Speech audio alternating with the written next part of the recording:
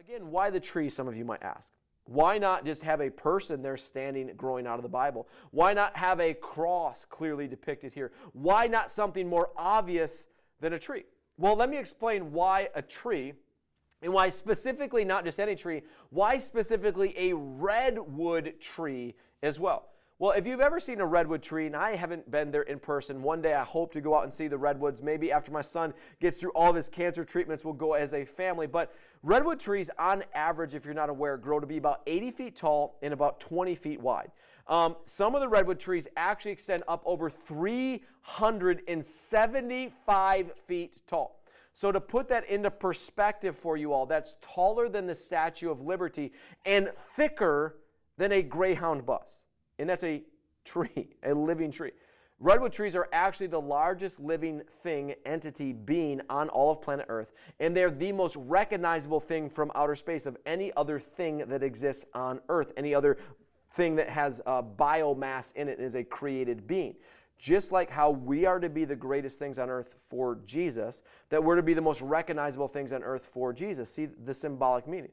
But let me show you just some more stuff about this that makes it even more incredible. So let me just give you some comparisons of a redwood tree. So here's the redwood trees right here. If you've ever seen a spaceship, they're massive until you compare them to a redwood tree and you realize they're really not that big. If you've ever seen the Statue of Liberty, it's massive, but again, not compared to a redwood tree. What about a blue whale? Whales are massive, not compared to one of these redwood trees. I mean, if you take a brontosaurus, if you take all of these kinds of things, if you take Big Ben in London, not big when you compare it to a redwood tree. But that's not the most amazing thing about redwood trees. And what's even more amazing is actually how it ties to all of us as believers in Jesus Christ as well. See, a redwood forest is actually unlike any other forest that exists. See, redwood trees are unlike any other thing that exists as well. The same way we are to be unlike our culture, unlike our society, we are to be unlike anything else that exists in the same way a redwood forest is as well. See, a redwood tree's root system is actually very shallow. If you study it, you'll find the average depth of their roots is only about 10 feet deep. So riddle me this, Batman. How does the largest living thing in the world have one of the shallowest root systems of any tree that exists? I mean, the Empire State Building, for example, its root system, its foundations go down 55 feet. So how is it possible that a tree doesn't? How does it not just fall over? How, when there's big storms, does it not just tip over? How is it possible that it can stay standing if its roots are so shallow? The answer is it's 100% in the way God designed redwood trees to operate. The same answer is 100% in how God designed us to operate as a family called the church in our foundation in the Word of God. Let me show you a picture. The answer with redwoods is 100% the root system. What happens with redwood trees is they actually intertwine their root systems together like this picture. The roots actually extend outward extremely far, entangle and intergrow with the other trees around it. Do you see the correlation to us? We are designed by God to be like redwood trees. We are designed to plant our roots in the Word of God in this family called the church. And as our roots begin to tangle with the roots, the people around us, as we grow together as this family He calls the church, nothing in this world can take us out. That we will stand strong with the storms of this world. That no matter what happens, we will grow with other people. And nothing will be able to take us out. Do you see the incredible symbolism that we have in this family church? When our lives tangle together, we become one. We become one singular family. When we tangle together with other people and do real life with other people, we can be there to support each other through the storms of life.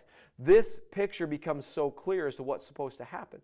You can use my life as an example right now. Man, if I didn't have the church around me and my family right now, we would be underwater. But because of the family that's around me, God is continuing to do incredible things in and through our family and your families in raising up people in incredible, incredible ways. Thank you for being so awesome for me and being this for me. And this also helps us to understand we don't rise and fall as a church on one singular pastor or spiritual leader or person. that we are a forest of people growing together, that it takes all of us to be the family God designed us to be. So let's go back to that video I showed you earlier. Listen to these words again and how they describe our church.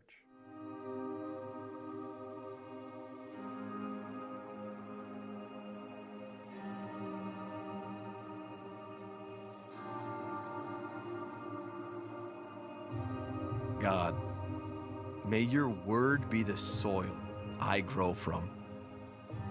May I grow like a mighty redwood, growing strong in you.